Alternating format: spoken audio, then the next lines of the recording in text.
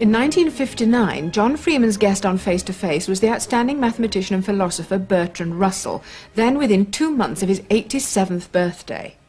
But far from being a frail old gentleman, he appeared before the camera as spry, mischievous and articulate as the public had ever known him throughout a long career as a campaigner in various causes at odds with the establishment. But it was from the establishment he came, grandson of 2 lords, one of them Lord John Russell, the Liberal Prime Minister. He went to Cambridge in 1890, where he wrote the Principles of Mathematics, and later his great work, Principia Mathematica. His academic work as one of the greatest philosophers of his day continued at Cambridge until the First World War, when his vigorous campaigning as a pacifist got him expelled from Trinity. But he continued as a writer, his History of Western Philosophy, published in 1945, gaining him a more popular acceptance and lasting financial security.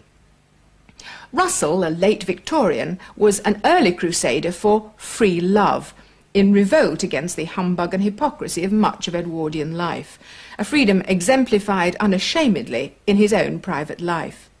After teaching in America, he returned to Britain in triumph after World War II, was given the Order of Merit in 1949, and won the Nobel Prize for Literature in 1950.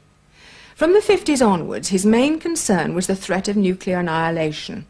He was the first president of the Campaign for Nuclear Disarmament at the time of the face-to-face interview.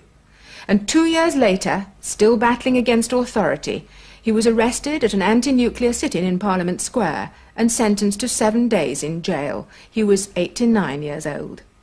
His face-to-face interview reveals the qualities that sustained his reputation for decades: lucidity of mind, transparent honesty, and an endearing sense of fun.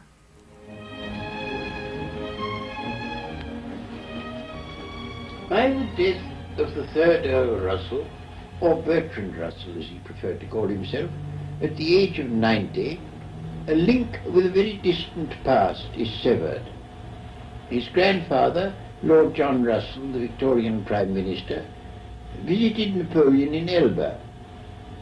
His maternal grandmother was a friend of the young Pretender's widow. In his youth, he did work of importance in mathematical logic, but his eccentric attitude during the First World War.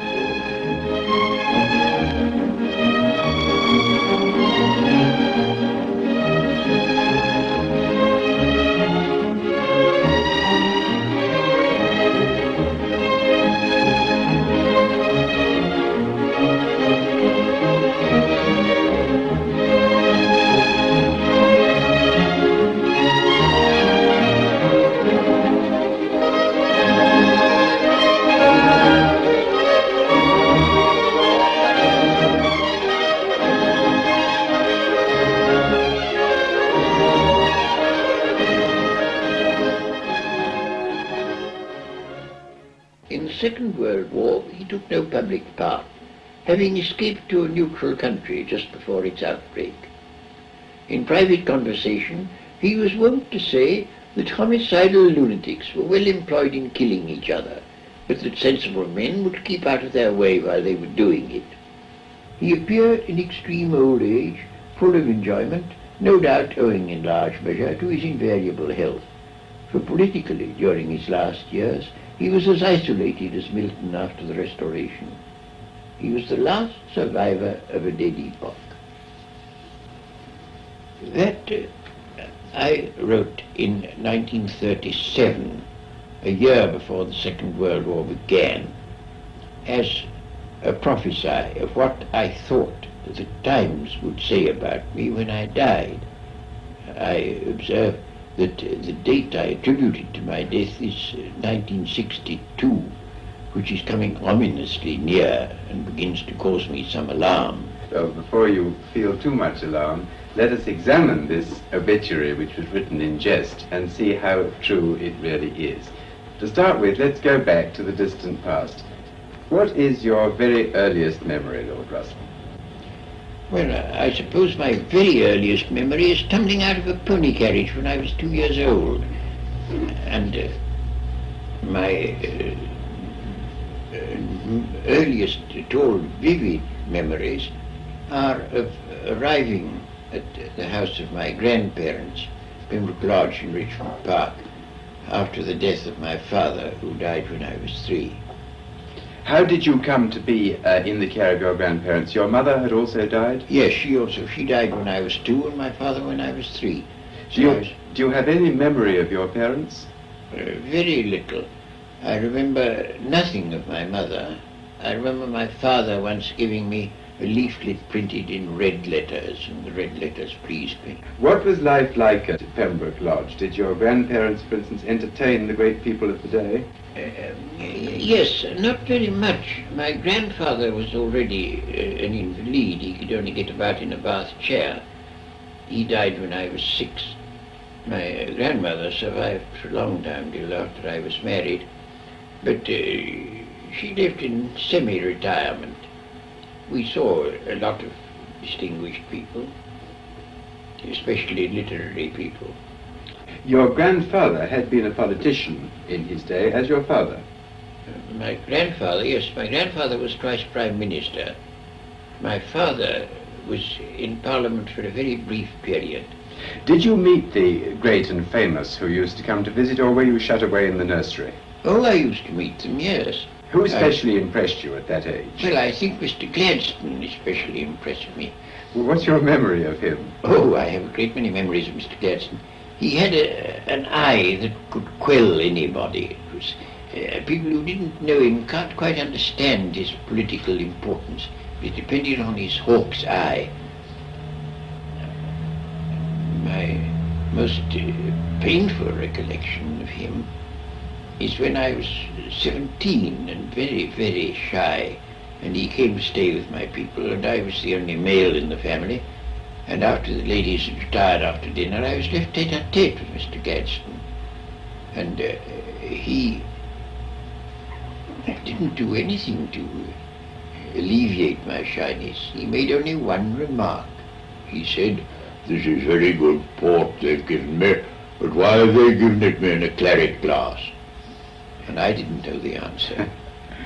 Turning to your occupations as a child, what were the first books that impressed you? For instance, were you interested in history, in fairy stories, in adventure, or what?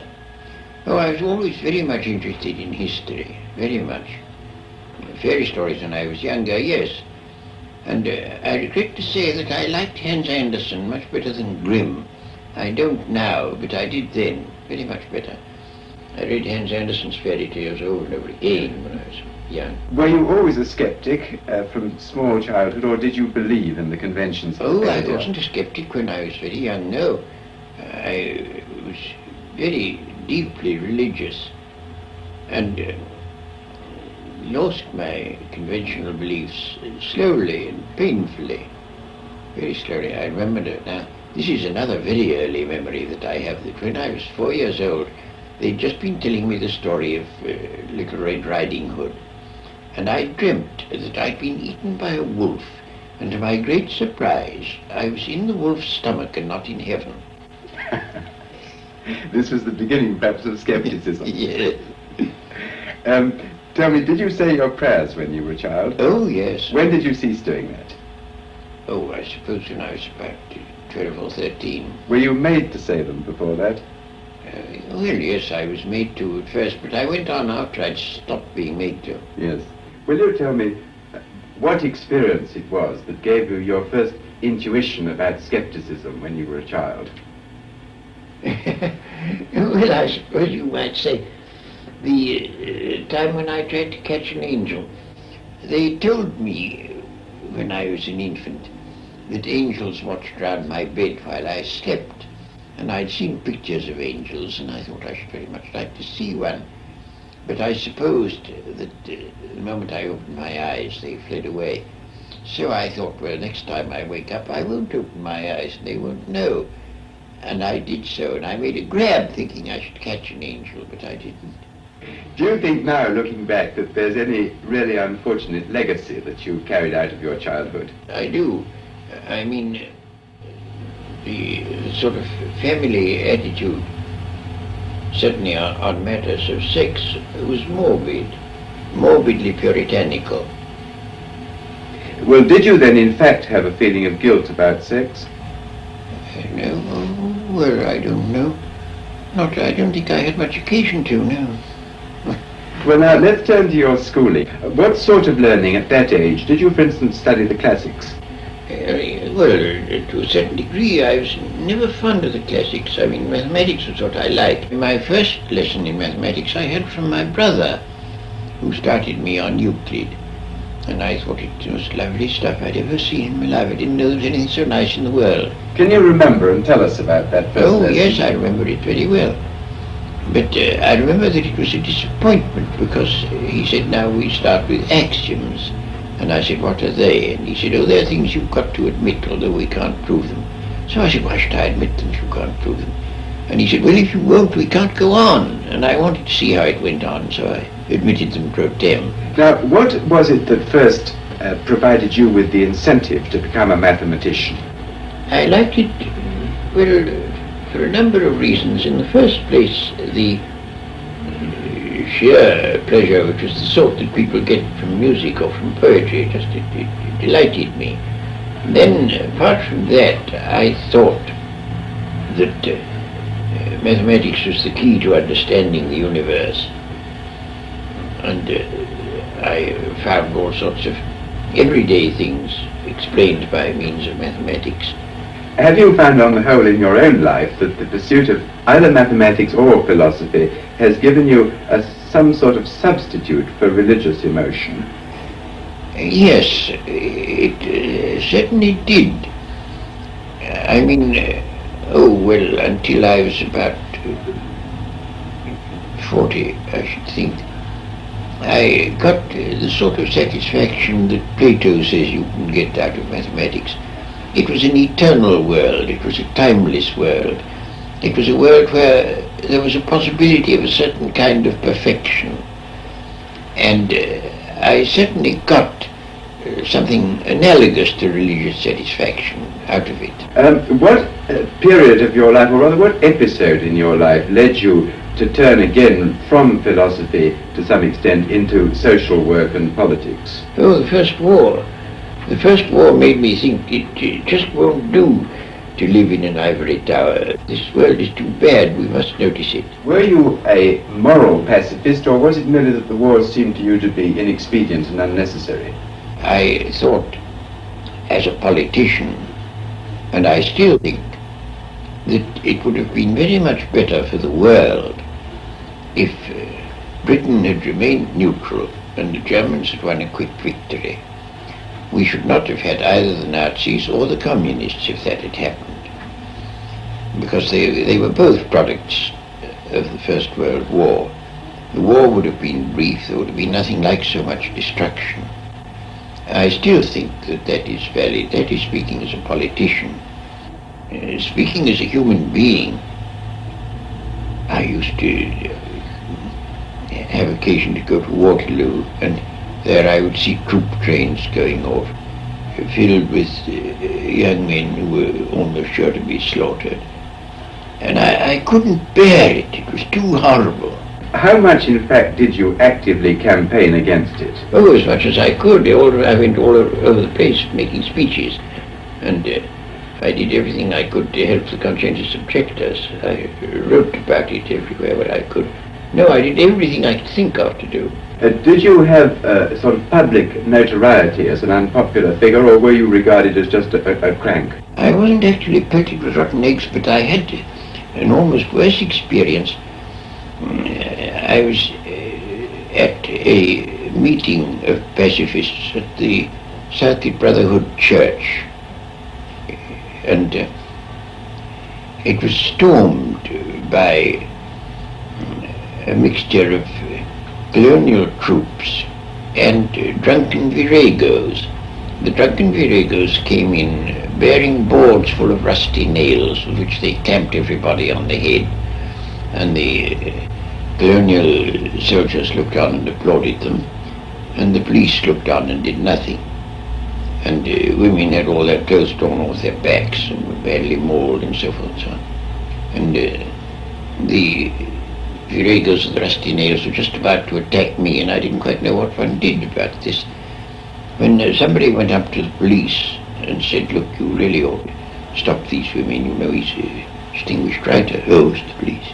Yes, so he's a well-known philosopher. Oh, said the police. and he's a brother of an earl.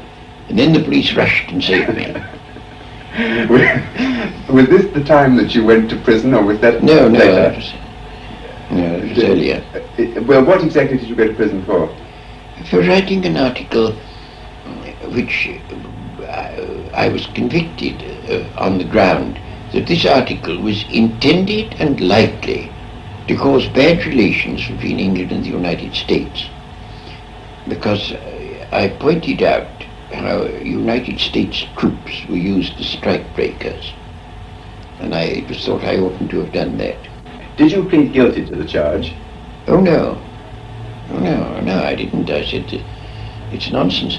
If you really think that the United States is going to alter its policy because of an obscure article in a little sheet that nobody reads. Were you tried by a jury or by a magistrate? By a magistrate. In London? In London. And he said this was the most despicable crime. And what did he sentence you to? He sentenced me to 6 months. And originally it was 6 months as an ordinary criminal. And then on appeal it was altered to 6 months in the first division. Which meant more lenient treatment? Oh, very much. It's a profound difference. Now, I have heard it said that at that stage your family were able to pull strings, which gave you treatment quite different even from that of normal first division prisoners. Is that true? I should think it's very likely. My brother knew everybody concerned, and when the Home Secretary wasn't being very obliging, my brother went and see him.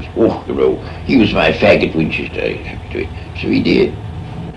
Now, at the time of your own trial and imprisonment, do you think, looking back, that Trinity College behaved either wisely or justly in depriving you of your fellowship?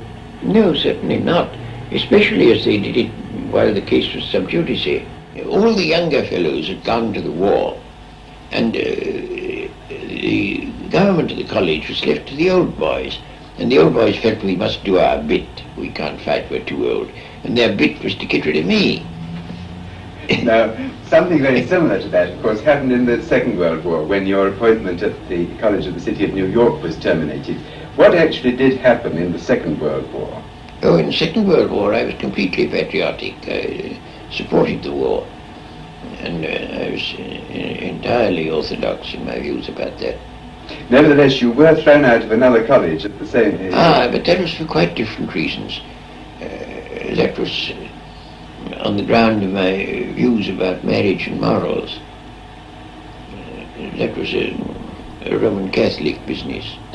There was a woman who was intending to send her daughter to the College of the City of New York, where her daughter was not going to study mathematical logic, which was the subject I was going to teach.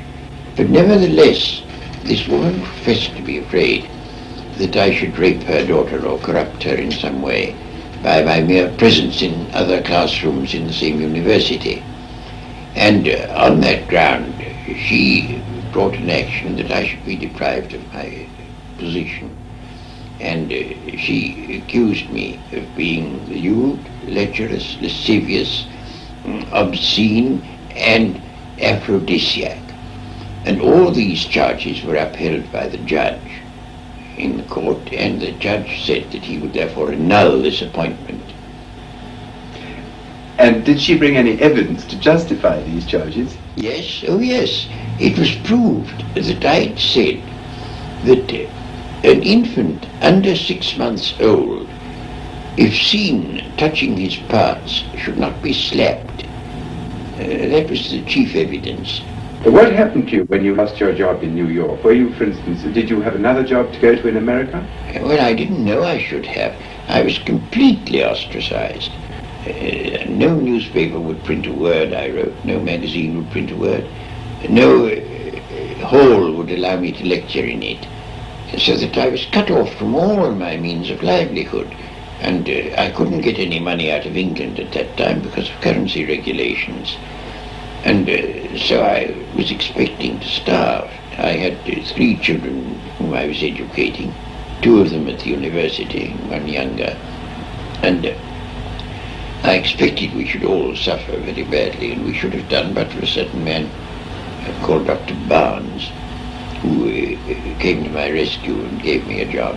As a result of that alarming experience, have you felt any permanent resentment against the Americans?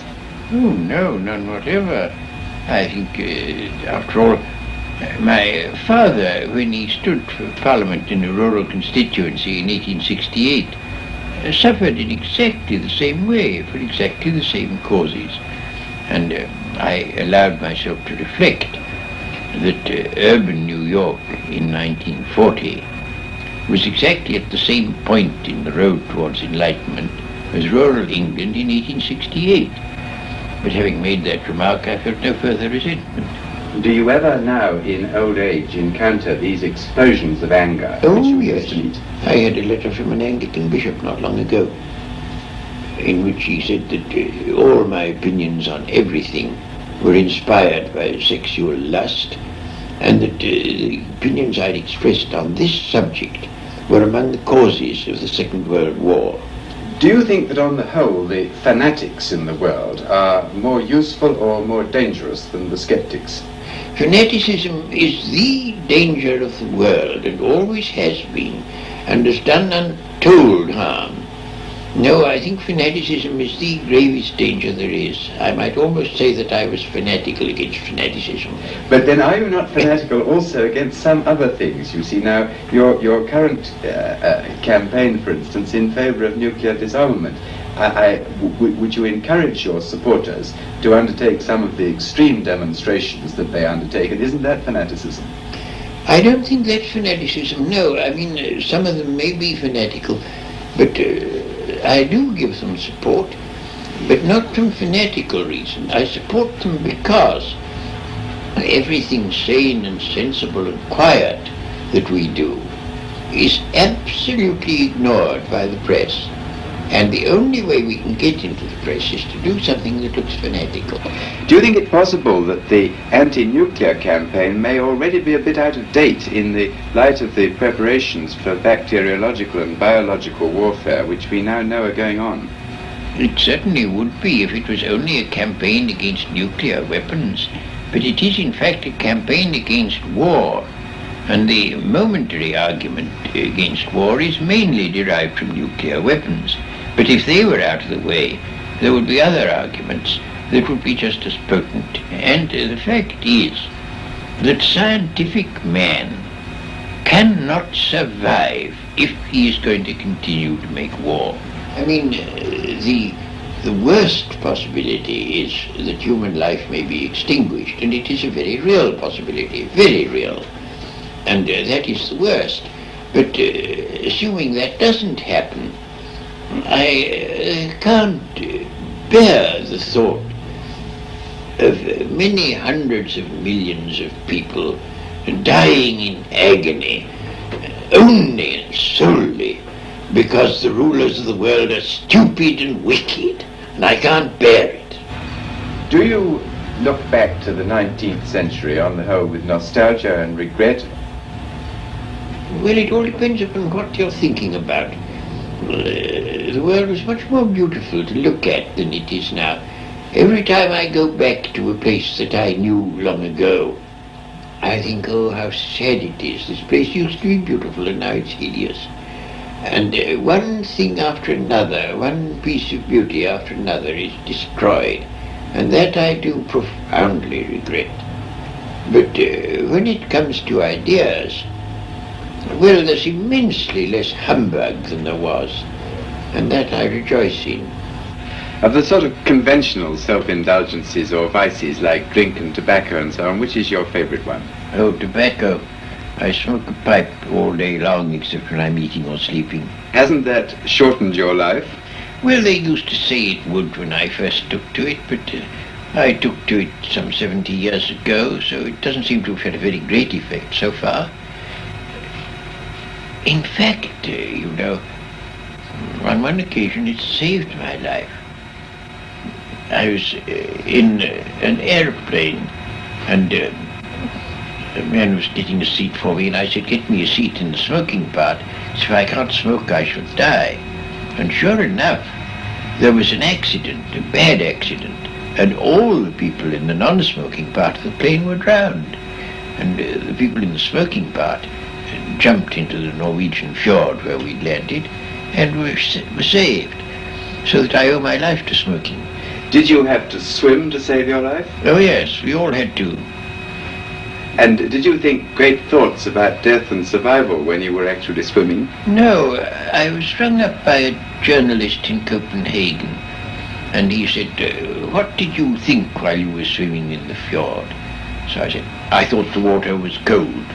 And he said, did you not think about mysticism and logic? And I said, no, and rang off. Did all this happen a great many years ago? Not a great many years ago. I think it was about 1949, as far as I can remember. When you were in your late 70s? Yes. Have you, in your 87th year, any unfulfilled ambitions? Oh, well, of course, there are all sorts of things I should like to have written and haven't written yet.